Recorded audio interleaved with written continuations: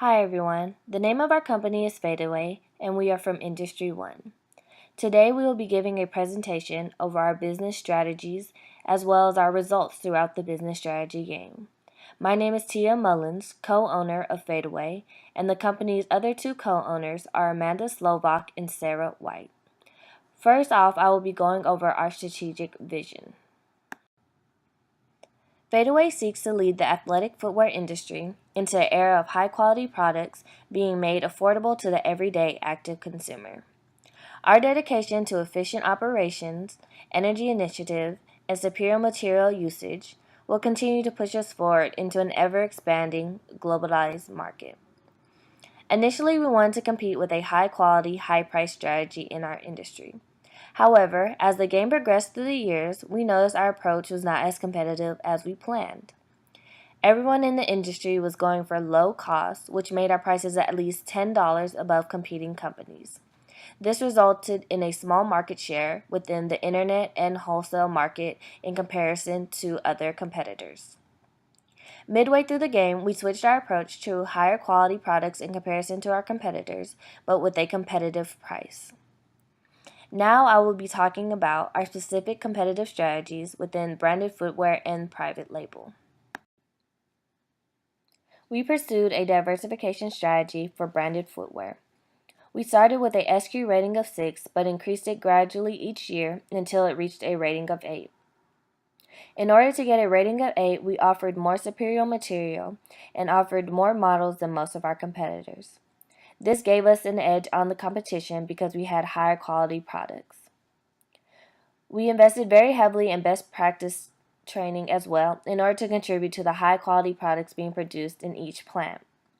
As for celebrity bids, we focused on celebrities who had a higher appeal in the regions we were most competitive in, which were Latin America and Asia Pacific. In year 17, we focused on celebrities with a high appeal in Europe, Africa, since we initiated the building of a plant there. In addition, we offered a higher rebate than other competitors. Also, each year we spent $2,000 more in advertising than the average in the industry. As stated earlier, we wanted to stay competitive, so we made our products affordable but with high quality. When it came to capacity, we thought it would be strategically beneficial if we made a large Asia-Pacific plant since labor costs were relatively low compared to other geographic areas. Midway through the game, we noticed very little presence in Latin America, so we built a plant to sustain the demanded capacity in that region. For our private label strategy, we tried to underbid other competitors in all regions except North America. We focused more on Latin America and Asia Pacific areas because demand was high, but offerings from competitors were low. Our private label strategy also included shipping from our Asia Pacific plant to cut back costs. Now Sarah will be talking about FadeAway's revenue, earnings per share, market share, and stock price. Thanks, Tia. As we can see, our net revenues increased steadily throughout all 10 years for the most part. We saw an increase in demand in both our wholesale and internet markets throughout the game, which allowed us to increase revenues despite lowering prices in some years.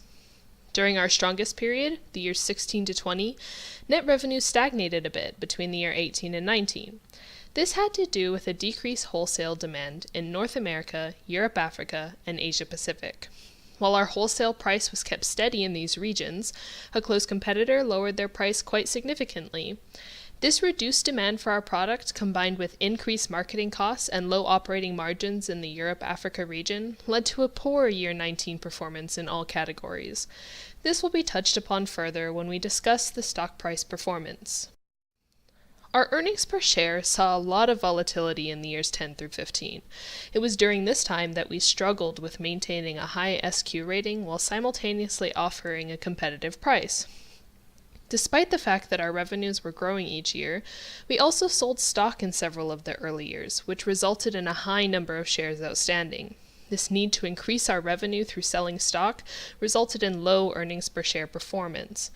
Once our capacity was increased to the point where we were consistently making prominent private label bids and growing the demand for our product in the internet and wholesale segments, we were able to start repurchasing our shares.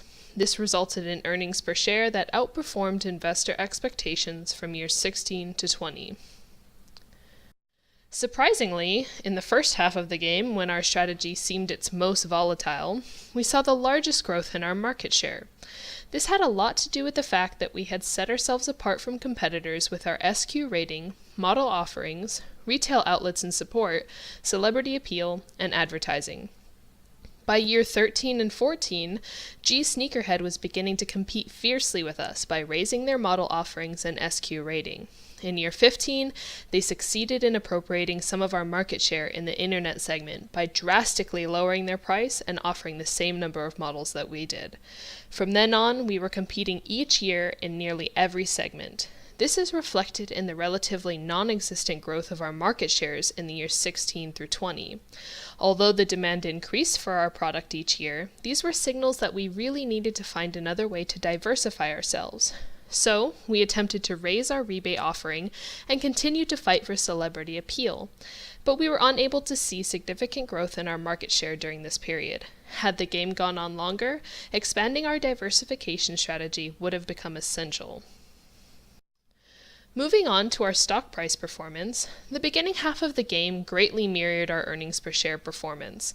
As stated, this had a lot to do with the volatility of our strategy and low operating margins. Attempting to offer a competitive price and achieve the level of diversification we were after led to a very lackluster first half. In the second half of the game, however, we realized that having this capacity to take advantage of low private label offerings by competitors and dominate that market while we steadily increased margins in the internet and wholesale segments led to higher stock prices that exceeded investor expectations. The lack of growth in our stock price during the years 16 through 20 were further indications that our diversification strategy did need revisiting. In year 19, our stock dropped largely due to decreased wholesale demand in North America, Europe, Africa, and Asia Pacific. This showed us that our success was extremely relative to the actions of other competitors, especially G Sneakerhead. Though we recovered from this in the year 20, it would have been a good idea to try and separate ourselves earlier from G Sneakerhead in terms of competitive strategy. Now, Amanda will be talking about our 3-year strategic plan and our competitors. Thank you, Sarah. In year 14, we were asked to create a 3-year strategic plan. When planning the strategic plan, we wanted to be conservative in our estimates. With that in mind, by year 15, we wanted to achieve an EPS of $3.13, a return on equity of 14.3%, have a stock price of $23, have an A+ credit rating, and have an image rating of 86. For the 2 years following that, we wanted to improve gradually, all while maintaining the A+ credit rating. Now, let's take a look at how we did in years 15 through 17. As you can see, our gradual growth was a lot greater than we had imagined. We grew substantially between years 15 and 16 as we had gotten our footing and established where we wanted to be as a company. We did not have an A+ rating for all 3 years, however, we did for 2 out of the 3. Another great growth can be seen in our stock price. We went from $28.99 to $89.31. That is a 32% growth. This growth was a result of building a plant and improving our current ones. Having discovered our niche, we would analyze our competition weekly to project their next moves and what we would need to do to come out above them. Let's see who our biggest competitors were. We competed head-to-head with G Sneakerhead when it came to price and SQ rating in all countries. We wanted to diversify ourselves, so we turned our focus to production and were recognized for strengths in SQ rating, advertising, rebate offer, retail outlets, retailer support, delivery time, and celebrity appeal. Like Sarah had mentioned earlier, our greatest competitive advantage was that we used only superior materials and sold the footwear at prices that wouldn't break the bank. As a company, we did not choose to compete vigorously in the internet segment because we could not lower our prices low enough to meet demand. and the lowest we could go was still a weakness for our company. In the private label segment in North America, the costs of competing would outweigh the profits, so we competed strongly within Latin America and Asia Pacific. This decision was made because these countries contained our largest plants, which meant shipping costs and tariffs would not be high, and they were the locations that had the lowest offerings by competitors. They were also the locations that held the highest celebrity appeal. During our time competing in private label, we chose to keep our bid price at an average of $28.21 in Asia Pacific and $31.24 in Latin America. This pricing strategy, alongside keeping the SQ rating around 5, helped to keep our private label thriving. The business strategy game was a learning experience, so let's take a look to see what we learned, and hopefully this can help you in your BSG adventure. Overall, we believe our strategies throughout the game were competitive enough since we were in third place at the end of year 20. Throughout the process, we learned that a business strategy is never consistent every year. When switching up our strategies, we learned some valuable lessons, which included accepting more debt, building plants earlier in cost-effective locations, paying more attention to margins and long-term strategy, and that dependence on private label long-term is risky. In the beginning of the game, we were very reluctant to take out loans. A lot of this reluctance came from the volatility of our performance.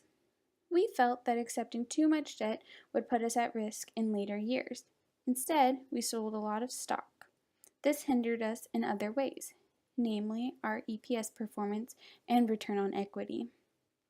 It is important to remember that all businesses take out loans and that while being smart and accepting debt is always a good thing, deciding to accept zero debt is unrealistic. While increasing capacity drastically in years 16 through 20 led to a very competitive performance in the private label section and gave us time to see increased margins in other segments, the decision to build a plant in Europe-Africa was not well thought out. We believed the benefit of having a plant there and not paying tariffs or shipping costs would outweigh the higher production costs. This is an area we should have looked into more because our operating margins at this plant consistently suffered. Expanding in Asia Pacific or Latin America would have made much more sense. Therefore, we learned a lesson to build plants earlier and to build them in cost-effective locations. Unfortunately for us, our industry was fiercely price competitive. Engaging in a diversification strategy was beneficial for us in the end, but we also seemed to try too many ways of setting ourselves apart. This resulted in high operating costs and low margins year to year. Stagnation in market share and stock price from years 16 to 20 also proved that our strategy needed revisiting because our performance was greatly tied to Company G, Sneakerhead. Therefore, we learned a lesson to focus more on margins. In the years 16 through 20, our success was largely dependent on the private label section. After studying the capacity increases of competitors, we forecasted that we would be able to have high market share in the private label section if our capacity was significantly above competitors and we focused our efforts in Asia Pacific and Latin America. This is due to the fact that we anticipated much of our competitors' inventory would go toward the internet and wholesale segments. While this was a strategic move, it was also very risky. Our dependence on it, while profitable for the game, was a short-term fix for low operating margins. Our hope was that we would see operating margin growth each year and that our dependence on private label would eventually dissipate.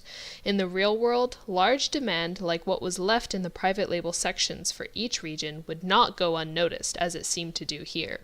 Private label is known for being fiercely competitive with very low returns. Reworking our strategy earlier in the game could have led to lesser dependence on this segment. Thank you so much for listening to our presentation. This was a great experience for us, and we hope that this provided some insight as to how to succeed in the business strategy game. Good luck to all of those who are playing next semester.